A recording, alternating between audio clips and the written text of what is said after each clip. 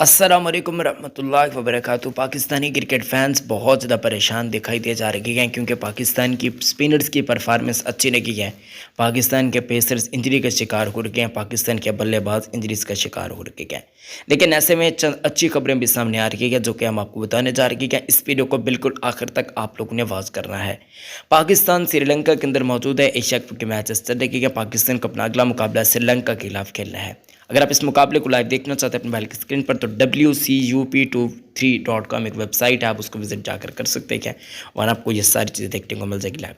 بہت سے لوگ پریشان ہیں کہ پاکستان ٹیم کے اندر احسان اللہ، حسن علی اور ان جیسے پلیئر یعنی کہ ہسٹین کو کیوں نہیں بلایا گیا اور کیوں شانواز دانی کو اور زمان خان کو موقع دیا۔ ویسے سمجھ مجھے بھی نہیں آئی۔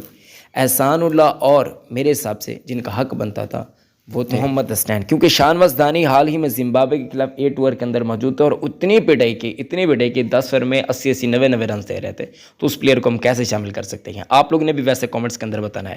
شاداب خان کی کارکردگی آپ کے سامنے ہے، جبکہ ابرار احمد مکمل طور پر پرفیکٹ طور پر تیار ہیں، لیکن ان کو موقع نہیں دیے جا رہے ہیں۔ سوشل میڈیا پر یہ آوازیں اٹھ رہی ہیں کہ شاداب خان کو اب تقریباً سائڈ پہ ہو جانا چاہیے، کیونکہ شاداب خان کے ساتھ اسامہ میر موجود ہے، ان کو بھی شاداب خان کی وجہ سے پراپر موقع نہیں دیے جا رہے۔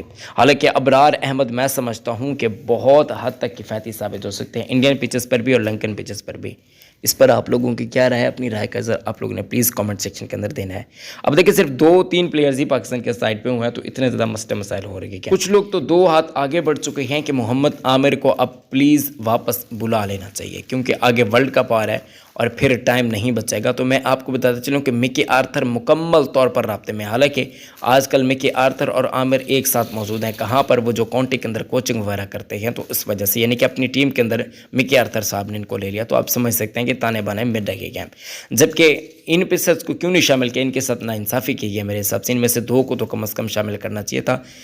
حارث روف کی جگہ پر یار احسان اللہ کی جگہ بنتی تھی، اس بات میں کوئی بھی شک نہیں ہے۔